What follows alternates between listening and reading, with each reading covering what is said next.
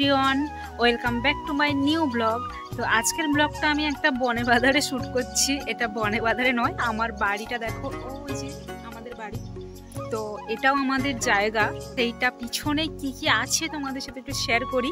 পিছন ধারে আমার জঙ্গল টাইপের হয়ে আছে, ঠিক আছে? এখানে কেউ থাকে না, তাই জন্য কেন জঙ্গল আছে সেটা তোমাদের সাথে শেয়ার করবো। তার কি কি আছে এখানে, আর বড় বাড়িটা কেমন আছে নিয়ে এখন অনেকটাই ঠিক হয়ে গেছে, কিন্তু আগেই যেভাবে ছিল তোমরা দেখলে ভয় পেয়ে যেতে। তো এখানে দেখো ঘাট, পুরনো ঘাট, দেখে বুঝতে পারছো।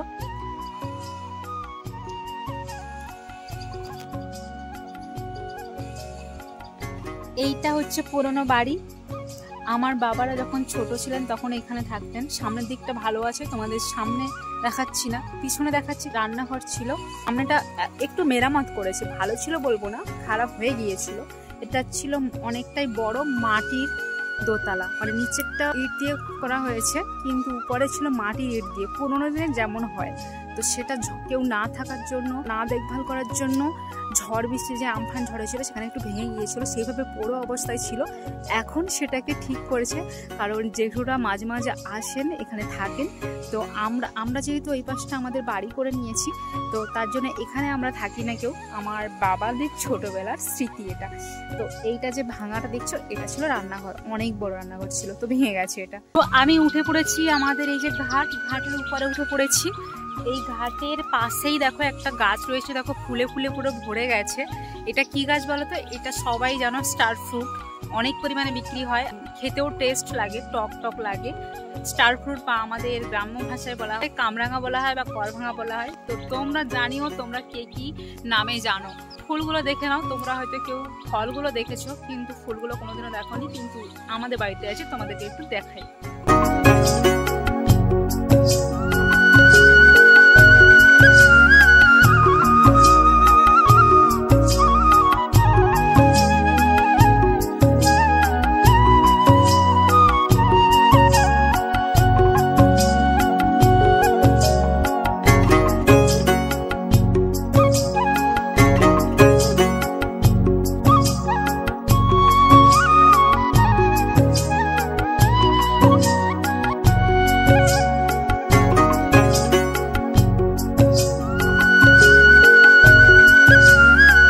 কিন্তু পুরো গাছটা ভরে গিয়েছে, পুরো গাছটাই দেখো ভরে গিয়েছে, প্রচুর পরিমাণে হয়। এত হয় যে আমরা কিন্তু খাইও না, মানে কটা খাবো, যার বাড়িতে থাকে সে সবাই জানো, বেশি হলে খায় না।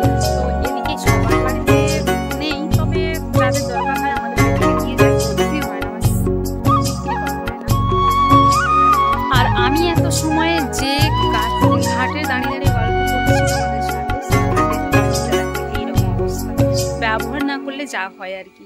পুরো পুকুরটা কিন্তু ভীষণ বড় পুকুর, দেখো, এটাতে সবাই ব্যবহার করতো। পুকুরটাতে পানা জমে গেছে আর কলমি শাক হয়ে গিয়ে পুরোটা ভরে গিয়েছে। পুকুর ঘাটের সাইডে এইরকম অবস্থা, মানে ব্যবহার না করার জন্য এরকম বাজেভাবে জঙ্গল হয়ে গিয়েছে। যেই ঘাটটায় দাঁড়িয়ে দাঁড়িয়ে এত সময় তোমাদের সাথে বক বক করছি, সেই ঘাটের অবস্থাটা দেখো, এইরকম ভাবে হয়ে আছে। এটা বহু পুরনো, মানে আমার বাবার বাবা, মানে আমাদের ঠাকুরদার বাবাদের আমলের, কিন্তু ঘাটটা দেখো এত সুন্দর আছে, এখনো পর্যন্ত কিচ্ছু হয়নি, শুধু ব্যবহার না করার জন্য জঙ্গল হয়ে গেছে, কিন্তু একটুকুও ভাঙেনি, কিছুই হয়নি। আর এই দেখো পুরো পুকুরটা তোমাদেরকে ব্যাকে দেখাচ্ছি, পুরোটাই আছে। এখানে তেমন কোনো মাছ নেই, মানে সাদা মাছ নেই, কালো মাছ আছে। কালো মাছ আমাদের এদিকে যেগুলোকে বলে সেটা কই মাছ, শোল মাছ, তারপরে ল্যাঠা মাছ, শিঙি মাছ, মাগুর মাছ, এইগুলো আছে। তাছাড়া অন্য কোনো মাছ ছাড়া যায় না, কারণ পরিষ্কার করাও হয় না, কেউ করেও না, আর মাছও ছাড়ে না, কারণ ওইসব মাছগুলো থাকতেই পারবে না, দম বন্ধ হয়ে মারাই যাবে। যাই হোক, ব্যবহার করে না বলে আর পুকুরটাতে তেমন কিছু ছাড়াও হয় না। ওই মাছগুলো একা একা মাঠে যখন জল হয় তখনই ঢোকে, সেইটাই থাকে এখানে। তো পাশে দেখো ভীষণ বড় বড় গাছ, এটা নিম গাছ, আম গাছ, তার উপরে আর ওই পাশে নারকেল গাছ আছে, তার পাশে রয়েছে একটা তেঁতুল গাছ। তো এখানে গাছের কোনো অভাব নেই। ওই সাইডে রয়েছে তাল গাছ, দেখো পরপর অনেকগুলো, তারপরে নারকেল গাছ, আর ওটা তো আমাদের বাড়ি, তোমাদের প্রথমেই বললাম। সুপারি গাছ কত দেখো,